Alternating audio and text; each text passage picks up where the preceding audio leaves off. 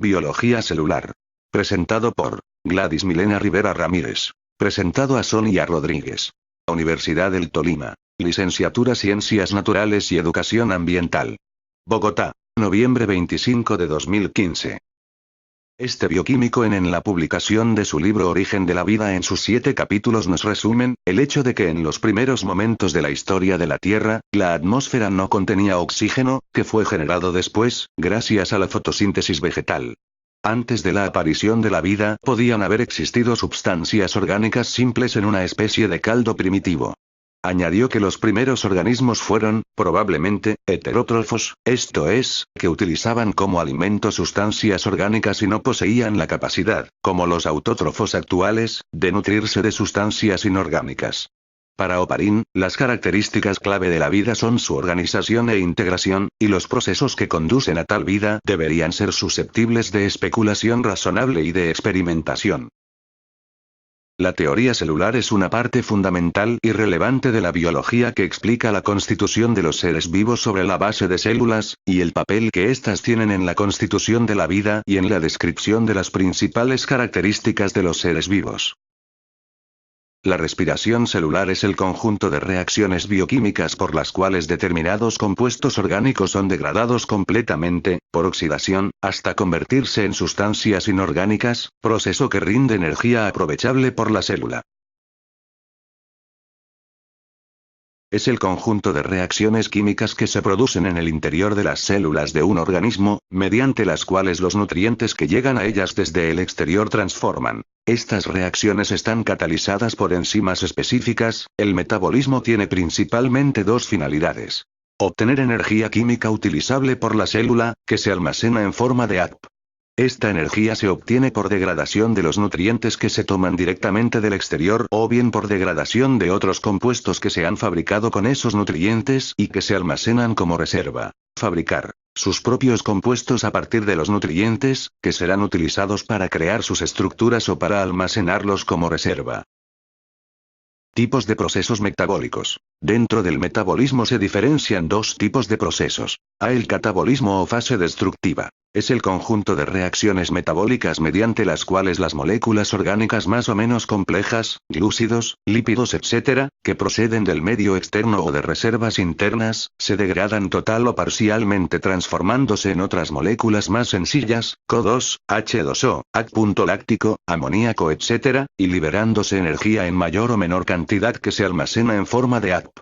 Esta energía será utilizada por la célula para realizar sus actividades vitales, transporte activo, contracción muscular, síntesis de moléculas, etc. B. El anabolismo o fase constructiva. Es el conjunto de reacciones metabólicas mediante las cuales a partir de compuestos sencillos, inorgánicos u orgánicos, se sintetizan moléculas más complejas. Mediante estas reacciones se crean nuevos enlaces, por lo que se requiere un aporte de energía que provendrá del ATP. Las moléculas sintetizadas se utilizarán por las células para formar sus componentes celulares y así poder crecer y renovarse o serán almacenadas como reserva para su posterior utilización como fuente de energía. Se conoce como células procariotas a aquellas células que no poseen en su composición un núcleo celular diferenciado y su ADN se haya desperdigado por el citoplasma, que es aquella parte de las células que alberga a los orgánulos celulares y facilita el movimiento de los mismos. Está conformada por membrana celular, que excepto en el caso de las arqueobacterias, es como la de las células eucarióticas, una bicapa, doble capa, de lípidos con proteínas, pero más fluida y permeable por no tener. Para adaptarse a los cambios de temperatura del medio, las bacterias varían la longitud y el grado de saturación de las cadenas apolares de los lípidos de la bicapa con el fin de mantener la fluidez. Flagelos bacterianos sirven para el movimiento de la célula. Su disposición es característica en cada especie y resulta útil para identificarlas. Su estructura y modo de actuar son muy diferentes a los de los flagelos de las células eucarióticas. No están rodeados por la membrana celular, sino que constan de una sola estructura alargada, formada por la proteína flagelina, anclada mediante anillos en la membrana. Mueven la célula girando, como si fueran las hélices de un pelos, pili, proteínas filamentosas cortas que se proyectan por fuera de la pared celular. Algunos pili ayudan a las bacterias a adherirse a superficies. Otros facilitan la unión a otras bacterias para que se pueda producir la conjugación, esto es, una transmisión de genes entre ellas. Ribosomas. Un poco más que los ribosomas eucarióticos, 70S en lugar de 80S, pero con la misma configuración general nucleoide. Son aunque está situado el cromosoma bacteriano, está formado por una única molécula de ADN circular de doble cadena, asociada con unas pocas proteínas no histónicas. Esta molécula permanece anclada en un punto de la membrana plasmática. Las bacterias pueden tener uno o más plásmidos, pequeños círculos autorreplicantes de ADN que tienen unos pocos genes. Cápsula, cuyo material genético se encuentra disperso en el citoplasma, reunido en una zona denominada nucleoide. Por el contrario, las células que sí tienen un núcleo diferenciado del citoplasma, se llaman eucariotas, es decir aquellas cuyo ADN se encuentra dentro de un compartimento separado del resto de la célula. ADN. En las células procariotas, el ADN se encuentra ubicado en una región más clara del citoplasma llamada nucleoide, está compactado y plegado dentro del mismo y unido a uno de sus extremos al lado interno de la membrana plasmática. La célula eucariota se caracteriza porque tiene un núcleo celular delimitado por una membrana, llamada membrana nuclear. La membrana celular es una fina membrana que rodea a la célula, la protege y permite el paso de ciertas sustancias del exterior al interior de la célula. También se la conoce como membrana plasmática. Tanto la célula procariota como eucariota poseen membrana celular que las aísla del exterior protegiéndolas, pero la célula vegetal cuenta, además, con una pared celular de celulosa, que le da rigidez. Recuerda, no confundamos esta pared con la membrana nuclear, que es otra cosa. El núcleo, que contiene la información para regular las funciones de la célula y donde se encuentra el material genético hereditario, como el ADN y los cromosomas. Para proteger este material genético hereditario, estas células tienen una membrana nuclear, el citoplasma, que está compuesto fundamentalmente por agua y sobre él están flotando unas pequeñas estructuras llamadas orgánulos o organelos. Los lisosomas. Son orgánulos formados por pequeñas vesículas rodeadas por membrana y que contienen enzimas digestivos. Su función es digerir los alimentos que llegan a la célula.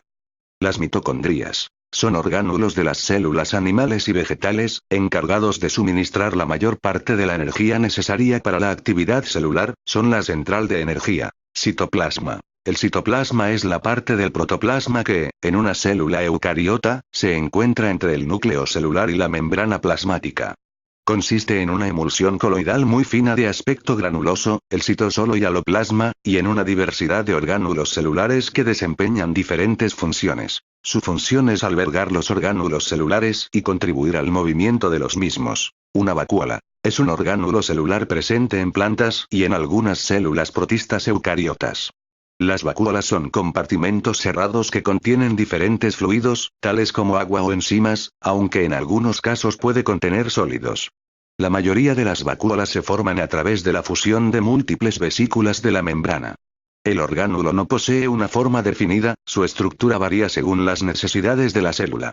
Las mitocondrias son orgánulos, presentes en prácticamente todas las células eucariotas, encargados de suministrar la mayor parte de la energía necesaria para la actividad celular. Actúan por tanto, como centrales energéticas de la célula y sintetizan ADN por medio de la fosforilación oxidativa.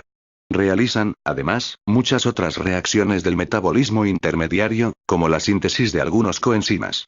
Es notable la enorme diversidad, morfológica y metabólica, que puede presentar en distintos organismos. Los ribosomas son complejos supramoleculares encargados de sintetizar proteínas a partir de la información genética que les llega del ADN transcrita en forma de ARN mensajero, ARN.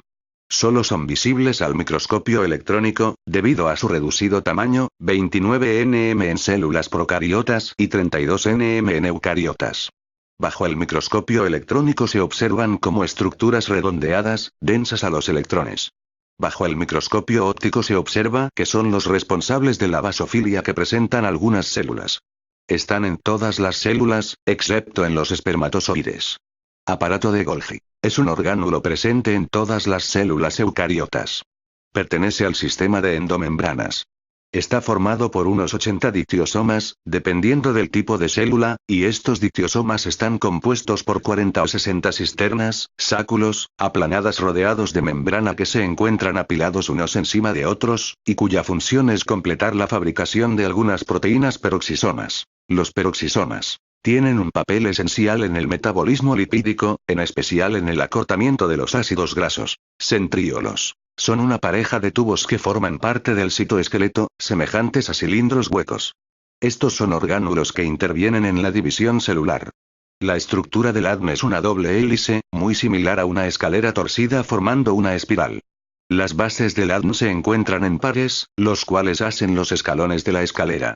Los laterales de la escalera son la médula estructural del ADN. Estos laterales no contienen información, solo sostienen a las bases en su posición correcta. Compuesta por desoxirribosa y bases nitrogenadas como lo son adenina, guanina, citosina, timina. Es el ácido ribonucleico que contiene la información genética procedente del ADN, es decir, determina el orden en que se unirán los aminoácidos como son guanina, citosina, uracilo, adenina. Ácido ribonucleico ribosómico o ribosomal es el tipo de ARN más abundante en las células y forma parte de los ribosomas que se encargan de la síntesis de proteínas según la secuencia de nucleótidos del ARN mensajero, compuesto por guanina, citosina, uracilo, adenina. Es un tipo de ácido ribonucleico encargado de transportar los aminoácidos a los ribosomas y ordenarlos a lo largo de la molécula de ARN, a la cual se unen por medio de enlaces peptídicos para formar proteínas durante el proceso de síntesis proteica. Existe una molécula de ARN para cada aminoácido, con una tripleta específica de bases no apareadas, el anticodón, guanina, citosina, uracilo, adenina. Mentefacto lectura El origen la vida Oparín.